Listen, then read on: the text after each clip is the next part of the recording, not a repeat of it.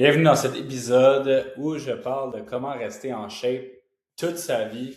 Donc, la stratégie ultime pour passer d'une transformation éphémère à un mode de vie durable et performant. Toutes les transformations physiques sont possibles sur le long terme. Puis la plus belle transformation physique, c'est celle qui est durable et non celle qui est passagère pour une photo de transformation.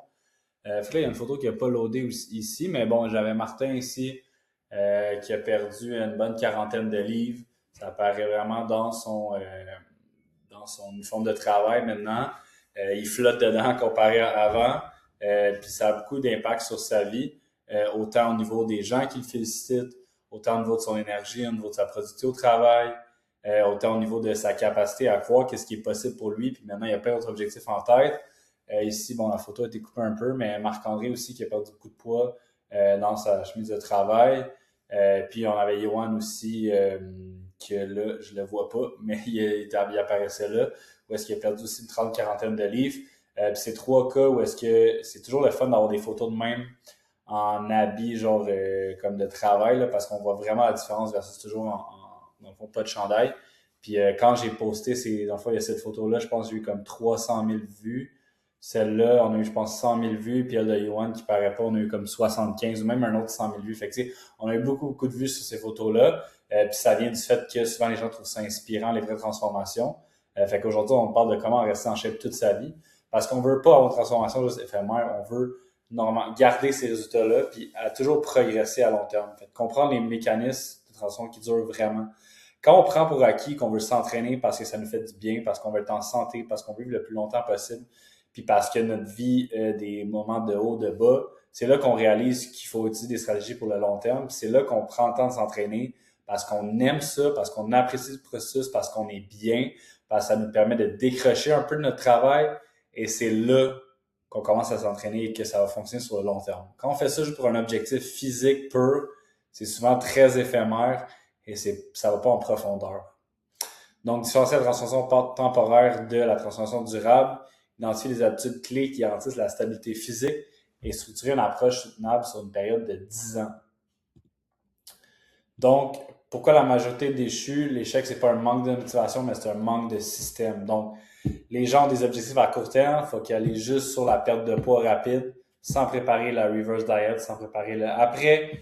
Ils veulent se débarrasser de leur poids, mais prennent pas goût au processus, ne prennent des stratégies keto, diminuer les calories intensément, jeûne intermittent, plein d'affaires pour viser de quoi qui est court terme, mais qui sont pas capables de soutenir sur le long terme, puis ils le font dans un objectif plus punitoire ou genre pour justement comme rattraper ce qu'ils ont fait par des erreurs qu'ils ont fait par le passé, versus au contraire, passer au futur à dans 3, 6, 12 mois, 1 an, 3 ans, 5 ans, 10 ans, 20 ans.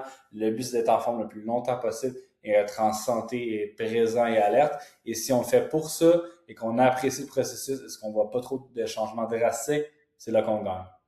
Donc, des restrictions caloriques trop sévères entraînent totalement un craquage au niveau métabolique, puis l'absence de système. Donc, le faire quand ça nous tente, pas le prévoir dans ton agenda, pas avoir de programme d'entraînement, pas avoir de amélioration prévue, pas avoir de structure 1 mois, 3 mois, 6 mois, 12 mois, pas avoir d'objectifs, pas revoir ses objectifs, pas revoir les raisons pourquoi on le fait, pas avoir de structure au niveau alimentaire, pas de se mettre des objectifs de pas ou des moments où on marche. C'est ces systèmes qui vont aider à améliorer notre physique, comme c'est les systèmes qui permettent d'améliorer les business, les carrières et tout ça. Sans système, sans fondation, on ne peut pas avancer. Les 4 piliers de la shape, donc, entraînement structuré, donc une progression logique et constante, sans chercher à se détruire à chaque séance ou à vouloir tout arriver du jour au lendemain. Je le sais que vous voulez des résultats rapides. Tout le monde veut ça, mais les résultats rapides ne veulent pas dire qu'ils vont être soutenus. Apport protéique, donc la brique essentielle pour maintenir la masse musculaire société année après année. La gestion du stress, un cortisol trop élevé détruit vos efforts physiques, ça va de votre métabolisme, ça va de votre motivation au gym. Un sommeil stable, la récupération, c'est le facteur limitant numéro 1 pour la performance et surtout la santé. Pensez à des cycles annuels, le secret pour éviter l'épuisement métabolique et psychologique. On a des phases de perte de gras, où est-ce qu'on fait des phases justement de déficit calorique pour améliorer la silhouette, la perte de poids. On a des phases de reverse diet où est-ce qu'on permet de stabiliser les acquis et reposer le système hormonal, comme des phases de prise de masse musculaire où est-ce qu'on va faire un surplus calorique, bâtir de la masse musculaire.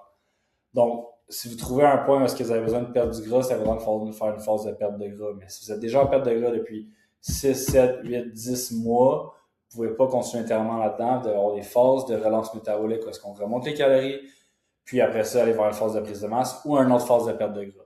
Puis à un moment donné, quand on se tient autour de 20 à 15 à 20 de gras ou plus bas, on ne peut pas faire des phases de perte de gras à chaque année. Notre corps ne peut pas soutenir ça. Stabilité métabolique, donc comment garder un métabolisme performant malgré le temps qui passe. Adapter les calories, donc ajuster l'apport en fonction de l'activité réelle, pas selon un calcul de théorique fixe. Donc, de voir vraiment c'est quoi votre activité physique, vos nombres de pas et tout ça. Pas de faire des restrictions chroniques, donc éviter les diètes trop basses qui ralentissent le métabolisme, de diminuer vraiment les calories, d'aller dans le keto, d'aller dans le jeûne intermittent. C'est des choses que vous n'êtes pas capable de faire à long terme. Ben, ça va juste créer plus de restrictions, donc limiter. Puis le reverse diet, qu'on en a parlé souvent, mais augmenter pression les calories après une sèche, permet d'éviter justement le rebond de calories. Aussi, ben, gérer les saisons de la vie. Hein. La réalité, c'est que vous allez avoir des saisons chargées, des trimestres beaucoup plus occupés que d'autres, des endroits où vous êtes en croissance, des endroits où vous êtes plus en stabilité, des moments où vous êtes en restructuration, peu importe si c'est une entreprise, une carrière, peu importe. Mais il va y avoir des moments où vous êtes plus occupé, des moments où la feu est pogné, des moments où vous êtes plus slack puis plus relax. Donc, c'est important de planifier ça à l'avance puis de se donner dans les années chargées, focuser plus sur le maintien de la force, un entraînement minimal, de quoi de non négociable, on est capable de garder. Dans les années plus stables, ben, justement, c'est l'opportunité pour pousser les limites, chercher des nouveaux records personnels, se donner des nouveaux défis, se challenger. Si vous ne challengez pas dans ces périodes-là, vous n'allez pas vouloir avancer. Quand on atteint un certain objectif, il faut que ça en donne un autre qui nous fait peur aussi. Puis, ben, les changements familiaux, réajuster l'horaire, garder de la constance malgré les nouvelles priorités. La réalité, c'est que votre santé, c'est super important, mais personne ne le met à 100% sa priorité. La plupart du monde mettent leur travail, leur famille, surtout les hommes, vont mettre toutes les autres personnes avant eux-mêmes. Donc, si c'est pas votre priorité numéro un, c'est normal que vous ne pouvez pas vous donner à 100%. Vous voulez être équilibre dans chacune de vos sphères. Il y a des moments où vous en donnez plus au niveau du travail, des moments où vous en donnez plus au niveau de la famille, des moments où vous en donnez plus au niveau de l'entraînement, mais ça va toujours faire un certain balancier.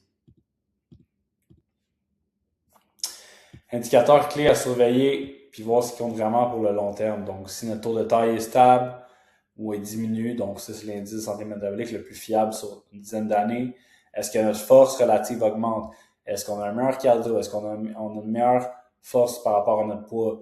Est-ce qu'elle est soutenue? Est-ce qu'elle augmente? Est-ce qu'on est meilleur au niveau de l'entraînement? On s'entraîne mieux? On est plus performant? Est-ce que notre niveau d'énergie est stable, voire augmente durant la journée? Ça, c'est des facteurs de clé à long terme, plus que le poids sur la balance ou le changement physique. Donc, la discipline durable, la différence entre la motivation passagère et les standards de vie. La motivation, des moments où vous en avez plus, des moments où vous en avez moins, c'est tout le temps variable. Si tu te fies par rapport à comment tu te sens pour aller t'entraîner, ça ne marchera pas. C'est quoi tes standards? Qu'est-ce que tu t'imposes parce que tu veux aspirer avec cette personne-là? Mon standard, c'est 4 fois semaine.